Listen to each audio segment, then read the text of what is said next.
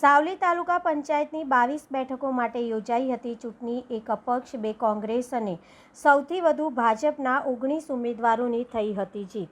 આજે સાવલી એપીએમસીમાં ભાજપા પાર્ટીનું આવ્યું વહીપ। તાલુકા પંચાયતનું વહીપ લઈ ભાજપના જિલ્લા ઉપપ્રમુખ યુગપાલસિંહ ગોહિલ આવ્યા સાવલી એપીએમસી હોલ ખાતે। તાલુકા પંચાયતને મળશે નવા પ્રમુખ ઉપપ્રમુખ। ભાજપાના વહીપ અને મેન્ડેટ પ્રમાણે પ્રમુખ ઉપપ્રમુખ કારોબારી અધ્યક્ષના નામોની કરાઈ જાહેરાત। પ્રમુખ પદ માટે બહીધરા સીટ પરથી વિજેતા થયેલ રવિન્દ્રસિંહ વાઘેલાના નામની કરાઈ જાહેરાત। ઉપપ્રમુખ પદ માટે લોટના બેઠકની પરથી વિજેતા થયેલા યશવંતસિંહ ભાલિયાના નામની થઈ જાહેરાત। જ્યારે કારોબારી અધ્યક્ષ પદની જવાબદારી રાણિયા તાલુકા પંચાયત બેઠકના વિજેતા બ્રિજેશ પટેલ નેસોપાઈ તેમજ કનોડા બેઠકના તીરથસિંહ ચૌહાણને પક્ષના નેતા તેમજ હિરલબેન મકવાણાને દંડકની જવાબદારી અપાઈ।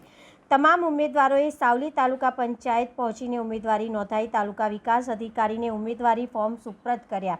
આવતીકાલે સોમવારે તાલુકા વિકાસ અધિકારી ચૂંટણી અધિકારીની અધ્યક્ષતામાં વિધિવત રીતે ચૂંટણી કરાશે જાહેરાત। તાજેતરની જિલ્લા પંચાયત તાલુકા પંચાયતની ચૂંટણી જે હમણાં 1 મહિના પહેલાં થઈ હતી, એમાંથી ચૂંટેલા તમામ ઉમેદવારને સૌથી પહેલાં તો હું અભિનંદન પાઠવું છું। ગઈકાલે આપણે સૌએ જોયું હશે એમ જિલ્લા પંચાયતની ટીમ એમની બોડીનું નિમણૂક થઈ હતી। એ રીતે આજે તાલુકા પંચાયત આખા વડોદરા જિલ્લામાં જેટલી પણ તાલુકા પંચાયત એમનું આજે જાહેર થશે। મને સાવલી તાલુકાની જવાબદારી સોંપી હતી, તો આજે સાવલી તાલુકામાં આવીને પ્રમુખશ્રી, ઉપપ્રમુખશ્રી, કારોબારી, દંડક અને પક્ષના નેતાએ તમામના નામ આજે ડિક્લેર કર્યા છે।